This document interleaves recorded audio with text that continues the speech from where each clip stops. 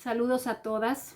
Qué bueno que estás con nosotros nuevamente, como cada semana. Y el día de hoy estamos concluyendo esta serie que comenzamos ya hace varios meses y por la cual hemos transcurrido pues ya con varios temas. Y el día de hoy quisimos concluir la serie con un tema muy especial y muy particular que creo que como creyentes, como cristianos, debemos de tener claridad al respecto de precisamente qué es lo que dice la Biblia acerca de Cristo. Pero vamos a adentrarnos en el tema, no sin antes orar, por supuesto, y poner como siempre todo lo que vamos a escuchar en manos de Dios. Acompáñame y vamos a orar.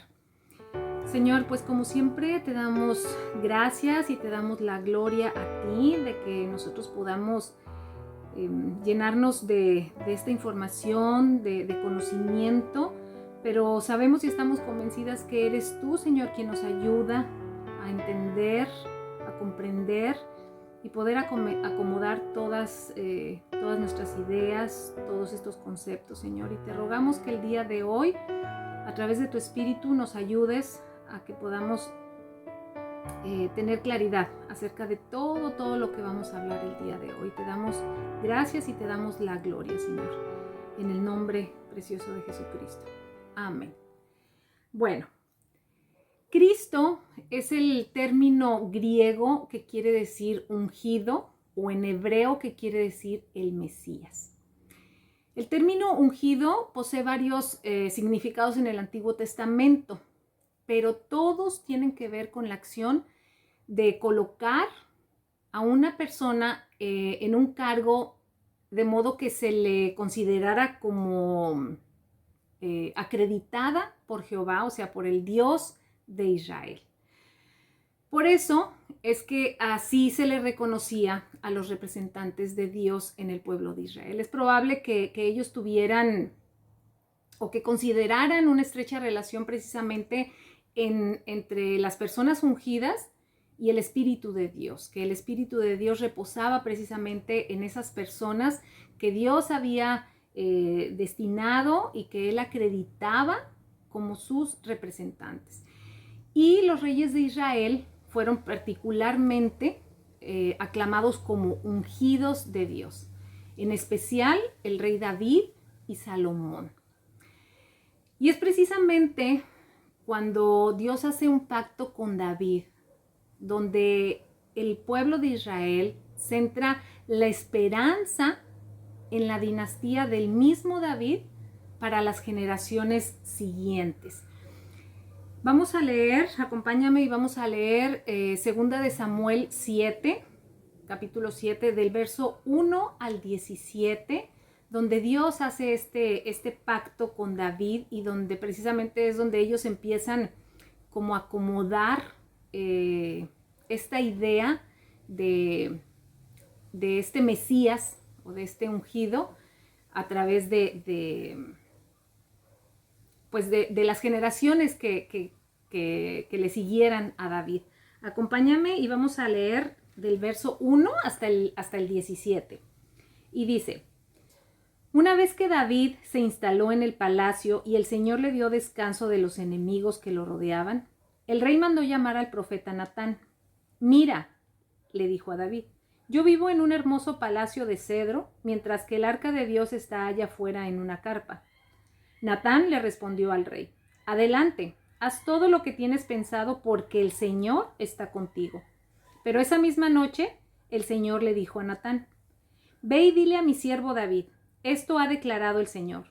¿Acaso eres tú el que me debe construir una casa en la que yo viva? Desde el día en que saqué a los israelitas de Egipto hasta hoy, nunca he vivido en una casa. Siempre fui de un lugar a otro con una carpa y un tabernáculo como mi morada. Sin embargo, donde quiera que fui con los israelitas, ni una sola vez me quejé ante los jefes de las tribus de Israel, los pastores de mi pueblo Israel. Nunca les pregunté, ¿por qué no me han construido una hermosa casa de cedro? Ahora ve y dile a mi siervo David, esto ha declarado el Señor de los ejércitos celestiales. Te saqué de cuidar ovejas en los pastos y te elegí para que fueras el líder de mi pueblo Israel. He estado contigo donde quiera que has ido y destruí a todos tus enemigos frente a tus propios ojos. Ahora haré que tu nombre sea tan famoso como el de los grandes que han vivido en la tierra. Le daré una patria a mi pueblo Israel y lo estableceré en un lugar seguro donde nunca será molestado. Las naciones malvadas no lo oprimirán como lo hicieron en el pasado, cuando designé jueces para que gobernaran a mi pueblo Israel. Y te daré descanso de todos tus enemigos. Además, el Señor declara que construirá una casa para ti, una dinastía de reyes, pues cuando mueras y seas enterrado con tus antepasados, levantaré a uno de tus hijos de tu propia descendencia y fortaleceré tu reino. Él es quien edificará una casa, un templo para mi nombre, y afirmaré su trono real para siempre. Yo seré su padre y él será mi hijo. Si peca, lo corregiré y la disciplinaré con vara, como lo haría con cualquier padre. Pero no le retiraré mi favor como lo retiré de Saúl, a quien quité de tu vista. Tu casa y tu reino continuarán para siempre delante de mí, y tu trono estará seguro para siempre. Entonces Natán regresó a donde estaba David y repitió todo lo que el Señor le había dicho en la visión. Bueno, si pudiste percibir en el texto, ahí al principio dice que una vez que David instaló el palacio, el Señor le dio descanso de los enemigos que lo rodeaban. Venían de una situación complicada, pero David es ya establecido como rey, instalado en ese lugar de prominencia ya como rey. Dice que le había dado descanso de sus enemigos. David quiere construirle un templo a Dios y bueno, viene este diálogo donde Dios le dice que él no sería el que lo haría. Pero aquí lo importante del texto es ver y percibir que Dios hace este pacto con David y le dice que su reino iba a estar seguro, que su reino iba a permanecer por siempre. En el verso 10 dice, le daré una patria a mi pueblo Israel y lo estableceré en un lugar seguro donde nunca será molestado. Las naciones malvadas no lo oprimirán como lo hicieron en el pasado. Y en el verso 16 dice, tu casa y tu reino continuarán para siempre delante de mí y tu trono estará seguro por siempre. En los Salmos también se menciona varias veces que los reyes de Israel, o sea, los ungidos por Dios, por Jehová, gozarían de la protección de Dios. Vamos a leer ahí en el Salmo 18:50, donde dice, le das grandes victorias a tu rey, le muestras amor inagotable a tu ungido, a David y a todos sus descendientes para siempre. Ellos tenían esta idea en lo natural, en que las generaciones de David iban a reinar por siempre. Ellos descansaban en que la dinastía de David iba a reinar por siempre. Pero entonces, en la caída de Jerusalén, en el año 586, cuando fueron llevados al exilio, pues lógicamente provocó una gran confusión, especialmente cuando el rey de ese momento, que era el ungido de Dios, pues fue llevado prisionero al exilio. Y entonces, pues ellos rechazaron su autoridad como rey. Vamos a leer ahí en el Salmo 89.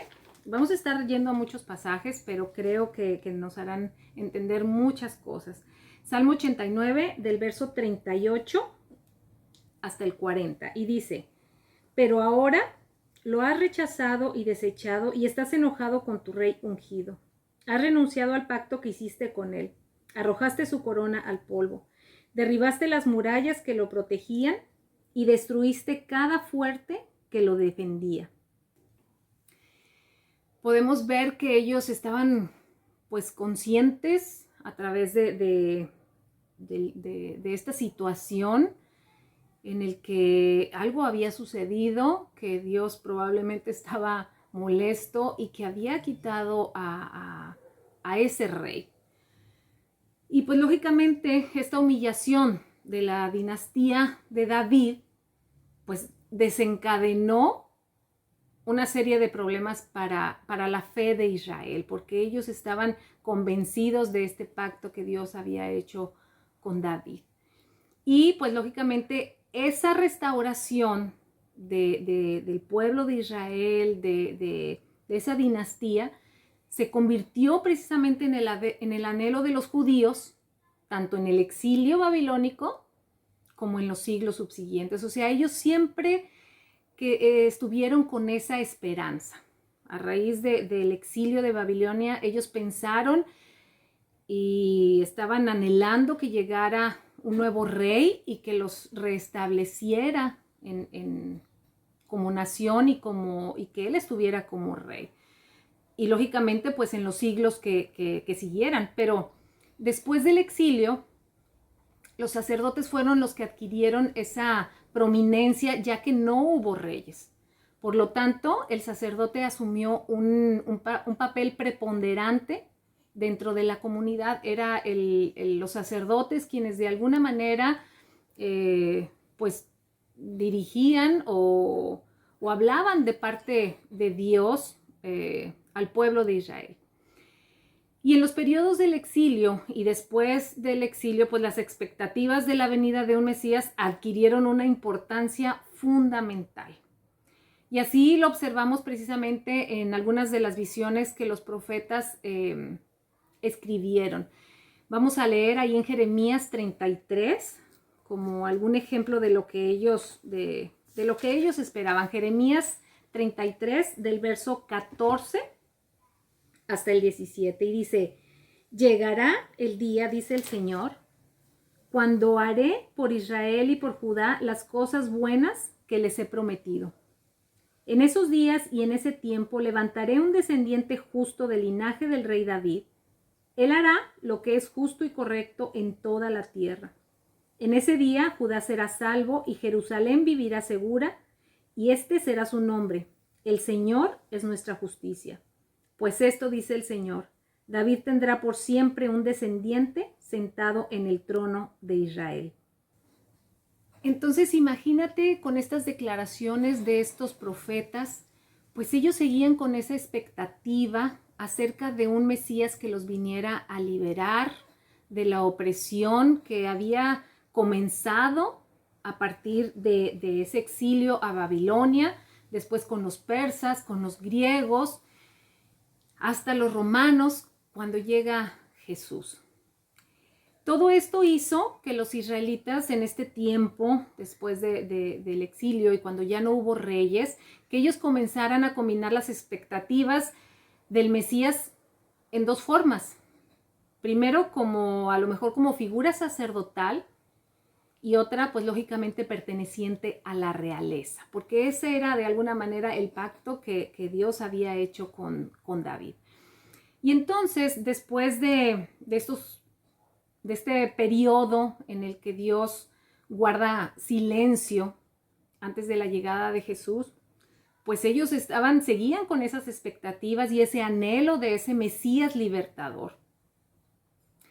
Y cuando llega Jesús, pues empiezan a surgir muchas de estas preguntas acerca de cuando él comienza su ministerio y empiezan a surgir todas estas dudas. La gente empieza a debatir acerca de que si Jesús podía ser ese Mesías que ellos estaban esperando. Vamos a leer allí en Juan capítulo 4, en el verso 29. Dice: vengan a ver a un hombre que me dijo todo lo que he hecho en mi vida. ¿No será este el Mesías? Estas palabras son de la mujer samaritana cuando venía precisamente de estar con Jesús, y Jesús le había dicho versos anteriores que él era el Mesías. Empezaba a surgir la duda de que si verdaderamente Jesús era ese Mesías tan esperado. Ahí también en Juan, más adelantito en el capítulo 7, verso 40 al 43, dice: algunos de la multitud, al oír lo que Jesús decía, afirmaron: seguramente este hombre es el profeta que estábamos esperando. Otros decían: es el Mesías. Pero otros expresaban: no puede ser. ¿Acaso el Mesías vendrá de Galilea? Pues las Escrituras dicen claramente que el Mesías nacerá del linaje real de David en Belén, la aldea donde nació el rey David. Así que hubo división entre la multitud a causa de él. La gente se empezaba a preguntar si Jesús era verdaderamente ese Mesías. Estaban conscientes que venía del linaje de David, que iba a nacer en Belén, etcétera, etcétera. Entonces había ya estas dudas en cuanto a que si Jesús era ese Mesías que ellos estaban esperando. Entonces, pero es evidente que el tema de la identidad y la función del Mesías era algo sumamente debatido también entre los judíos del primer siglo. De hecho, Jesús les preguntaba a sus discípulos, y es ahí donde surge esta pregunta que Jesús les hace a sus discípulos. Bueno, ¿quién dice la gente que soy yo? Pero Jesús siempre asumió una actitud especial de reserva y precaución en cuanto al título de Mesías, ya que acarreaba lógicamente connotaciones políticas, porque recordemos que ellos estaban esperando a ese Mesías libertador. Y aunque con la contestación de Pedro ante esta pregunta, Jesús aceptó con mucha renuencia la confesión de Pedro, ya que Pedro más adelante, este discípulo, objetó de que el Mesías que ellos estaban esperando, pues que no podía sufrir. Para Pedro y los demás discípulos, Cristo, el Mesías, el ungido, constituía un título correspondiente a un personaje glorioso en el aspecto nacionalista y a un triunfador, lógicamente, en la batalla. Recordemos que en el tiempo de David y de los siguientes reyes, pues fueron tiempos de batalla como nación, etcétera. Entonces, ellos estaban esperando a ese Mesías glorioso y un triunfador, lógicamente, en la batalla que los viniera a rescatar. Pero por eso, la respuesta de Jesús en el verso 30 del capítulo 8 de Marcos fue que lo mantuvieran en secreto. Acompáñame ahí en Marcos 8. Vamos a leer el verso 30, donde Jesús les dice: pero Jesús les advirtió que no le contaran a nadie acerca de él. Cuando Pedro le dice: tú eres el Cristo, el Hijo del Dios viviente, y Jesús le dice: esto no te lo reveló ni carne ni sangre, sino mi Padre que está en el cielo. Estas fueron las palabras de Jesús. Jesús les ordenó que no le contaran a nadie acerca de él. Él no, lógicamente no lo negó, pero sí se alejó de las expectativas nacionalistas judías en cuanto a un Mesías libertador. Incluso los mismos discípulos, los seguidores de Jesús y los mismos apóstoles tenían esas expectativas, estaban esperando a ese Mesías libertador. Vamos a leer Lucas 24, que es cuando se narra este caminar de estos dos discípulos a Emaús. Y vamos a leer del verso 19, Lucas 24, del verso 19 hasta el 21, donde vienen ellos comentando todas las cosas que habían sucedido alrededor de Jesús. Y Jesús les dice ahí en el verso 19, ¿qué cosas?, preguntó Jesús. Las cosas que le sucedieron a Jesús, el hombre de Nazaret, le dijeron. Era un profeta que hizo milagros poderosos y también era un gran maestro a los ojos de Dios y de todo el pueblo. Sin embargo, los principales sacerdotes y otros líderes religiosos lo entregaron para que fuera condenado a muerte y lo crucificaron. Nosotros teníamos la esperanza de que fuera el Mesías que había venido para rescatar a Israel. Todo esto sucedió hace 3 días. Si nos damos cuenta, dicen ellos mismos, nosotros teníamos la esperanza de que Jesús fuera ese Mesías que viniera a libertar a Israel. Los mismos apóstoles, aún a pesar de haber estado con Jesucristo estos 3 años en su ministerio, aún después de todo esto, ellos seguían con esa idea y esa expectativa. Ahí en Hechos 1:6 después ya de su resurrección y estando ahí con los apóstoles, en el verso 6 dice, así que mientras los apóstoles estaban con Jesús, le preguntaron con insistencia, Señor, ¿ha llegado ya el tiempo de que liberes a Israel y restaures nuestro reino? Ellos todavía no habían comprendido muchas cosas. Ellos estaban todavía con esa idea de que si ya había llegado el tiempo en el que su reino fuera restaurado, aún a pesar de que Él les había enseñado realmente lo que el Mesías tendría que padecer. Él siempre veía su destino como el Hijo del Hombre y siervo de Dios sufriente. Y así les enseñaba. Acompáñame a Marcos 8, del 31 al 38, donde dice, entonces Jesús comenzó a decirles que el Hijo del Hombre tendría que sufrir muchas cosas terribles y ser rechazado por los ancianos, por los principales sacerdotes y por los maestros de la ley religiosa. Lo matarían, pero 3 días después resucitaría. Mientras hablaba abiertamente de eso con sus discípulos, Pedro lo llevó aparte y empezó a reprenderlo por decir semejantes cosas. Jesús se dio la vuelta, miró a sus discípulos y reprendió a Pedro. Aléjate de mí, Satanás, dijo. Ves las cosas solamente desde el punto de vista humano, no del punto de vista de Dios. Entonces llamó a la multitud para que se uniera a los discípulos y dijo, si alguno de ustedes quiere ser mi seguidor, tiene que abandonar su propia manera de vivir, tomar su cruz y seguirme. Si tratas de aferrarte a la vida, la perderás, pero si entregas tu vida por mi causa y por causa de la buena noticia, la salvarás. ¿Y qué beneficio obtienes si ganas el mundo entero pero pierdes tu propia alma? ¿Hay algo que valga más que tu propia alma? Si alguien se avergüenza de mí y de mi mensaje en estos días de adulterio y de pecado, el Hijo del Hombre se avergonzará de esa persona cuando regrese en gloria de su Padre con sus santos ángeles. Esa es la manera en que Jesús les trataba de mostrar cómo era ese Mesías, cómo era ese libertador. Sus enseñanzas siempre fueron de esa manera. Él siempre fue muy claro y les dijo que el Hijo del Hombre tendría que sufrir muchas cosas terribles. Les habló de su resurrección y también les hizo saber que si querían seguirlo, que Él era el Mesías, que Él era ese libertador al que estaban esperando, pero que si querían seguirlo, también para ellos sería de igual manera. Tendrían que tomar su cruz y seguirle.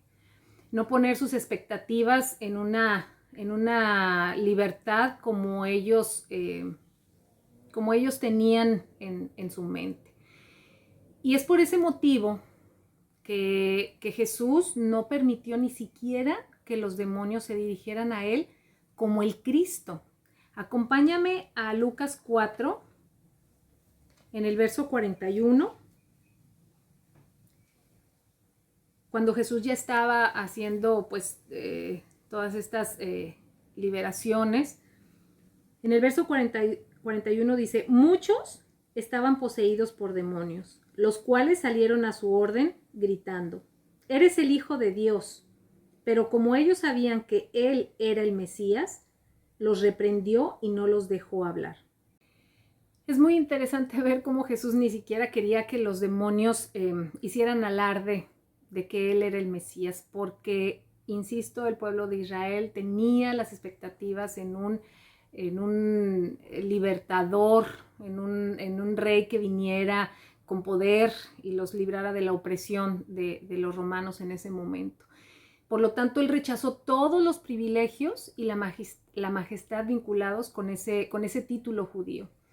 Jesús nunca hizo alarde de su condición de Mesías ni declaró abiertamente serlo, debido a que Él no se presentó como el rey guerrero de Israel que los libertaría del dominio romano de ese entonces. Pero lo que sí hizo Jesús es declaró ser aquel en el quien el reino de Dios estaba presente. Marcos 1:14, estas son palabras de Jesús y esto fue lo que Él siempre, habló por lo general. verso 14 y 15 dice, más tarde, después del arresto de Juan el Bautista, dice, Jesús entró en Galilea, donde predicó la buena noticia de Dios. Por fin ha llegado el tiempo prometido por Dios, anunciaba. El reino de Dios está cerca. Arrepiéntanse de sus pecados y crean la buena noticia. Estas eran las verdaderas enseñanzas de Jesús. Él hacía esto público en que el reino de Dios había llegado y siempre sus parábolas anunciaban tanto la llegada como el carácter del reino. Jesús desarrolló su ministerio intentando alejar a los discípulos de esa noción tradicional del Mesías guerrero. Y más bien intentó impregnar sus mentes de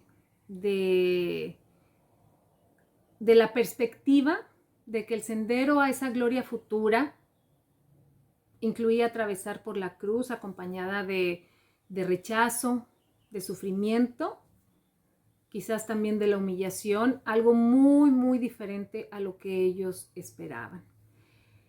Y lamentablemente este fue el motivo por el cual Jesús fue crucificado, ya que los líderes judíos no pudieron percibir la idea de un Mesías que sufría, un Mesías como Jesús fue y como él manifestó su ministerio, un ministerio enfocado precisamente en otro tipo de libertad, una libertad que iba mucho más allá de la opresión de este pueblo romano. En el juicio de Jesús ante el Sanedrín, él respondió que él era el Cristo. Acompáñame a Marcos 14. Marcos 14, 61 y 62, donde dice, pero Jesús se mantuvo callado y no contestó. Entonces el sumo sacerdote le preguntó, ¿eres tú el Mesías, el Hijo del Bendito? Jesús dijo, yo soy. Y ustedes verán al Hijo del Hombre sentado en el lugar de poder, a la derecha de Dios y viniendo en las nubes del cielo. El sumo sacerdote le pregunta abiertamente a Jesús, ¿eres tú el Mesías? A lo cual Jesús responde, yo soy. Pero para ellos era inconcebible la idea de un Mesías sufriente, un Mesías como Jesús, y como se había desarrollado en ese tiempo. Jesús frente a Pilato fue un poco más discreto quizás y no se identificó con ninguna idea política mesiánica. Pero lamentablemente Jesús fue sentenciado a muerte precisamente por esta razón, en una acusación falsa de ser un Mesías político y rival de Roma. Entonces fue solamente después de la resurrección que los discípulos pudieron entender en qué aspecto Jesús era verdaderamente un Mesías rey y cómo los había preparado mentalmente para que comprendieran lo que en verdad significaba este concepto. Jesús los había impregnado de esas ideas acerca de la verdadera identidad del Mesías y quiso constantemente que ellos quitaran esas ideas equivocadas acerca de esas expectativas que él tenía. En Lucas 24, acompáñame y vamos a leer cómo Jesús manejaba esta idea y estos conceptos acerca de cómo era el Mesías. Lucas 24, 43 al 46. Entonces dijo, cuando estaba con ustedes antes, les dije que tenía que cumplirse todo lo escrito acerca de mí en la ley de Moisés, en los profetas y en los salmos. Entonces les abrió la mente para que entendieran las escrituras y dijo, efectivamente, se escribió hace mucho tiempo que el Mesías debería sufrir, morir y resucitar al tercer día. Jesús les abrió el entendimiento para que pudieran entender que desde el Antiguo Testamento, desde los profetas, los salmos, estaba verdaderamente escrito que el Mesías tenía que sufrir. Pero dice que Él les abrió el entendimiento para que pudieran entender todas estas cosas. Entonces, a partir de la resurrección, ya los primeros predicadores anunciaron que Jesús era ese Mesías, pero por designación divina. Acompáñame a Hechos 2, el verso 36, donde dice: por lo tanto, que todos en Israel sepan sin lugar a dudas que a este Jesús, a quien ustedes crucificaron, Dios lo ha hecho tanto Señor como Mesías. Vemos que después de la resurrección empezaba a haber claridad al respecto de que Jesús era verdaderamente el Mesías. Era ese libertador, ese rey que Dios había establecido, pero ya no solamente del pueblo de Israel, sino de todo el mundo. Ahí en Romanos, los versos 3 y 4, dice: la buena noticia trata de su hijo en su vida terrenal. Él fue descendiente del rey David y quedó demostrado que era el Hijo de Dios cuando fue resucitado de los muertos mediante el poder del Espíritu Santo. Él es Jesucristo nuestro Señor. Y pues lejos de las expectativas que el pueblo judío tenía acerca de un Mesías político, su condición de Mesías se concretó por medio precisamente de su sufrimiento y de esa muerte en la cruz, por ser Él quien cargó por todos nuestros pecados. De esa manera vino a liberar no solamente al pueblo de Israel, sino lógicamente a todos y cada uno de los que ponemos nuestra confianza en Él. Jesús sabía total y absolutamente cuál era su identidad y cuál era su misión como Mesías. Y a pesar del rechazo y de su muerte en la cruz, Él sabía y estaba totalmente seguro de que Dios Padre lo reivindicaría a través de su resurrección corporal de entre los muertos. Así que Jesús es ese Mesías del cual ellos estaban esperando, pero también es nuestro Mesías. También es ese libertador que nos vino a dar esa libertad de esa condenación eterna en la cual estábamos nosotros antes de venir a sus pies. Espero de verdad que toda esta información podamos bajarla de aquí a nuestro corazón y podamos descansar en Jesucristo como nuestro Señor y Salvador. Juan 3:16 dice que de tal manera amó Dios al mundo que ha dado a su Hijo unigénito para que todo aquel que en Él crea no se pierda, mas tenga vida eterna. Te mando un abrazo y espero de verdad que haya sido de gran bendición toda esta información. Suspenderemos por el mes de agosto, pero esperamos que por septiembre podamos continuar con nuestros estudios de cada semana. Bendiciones y hasta luego.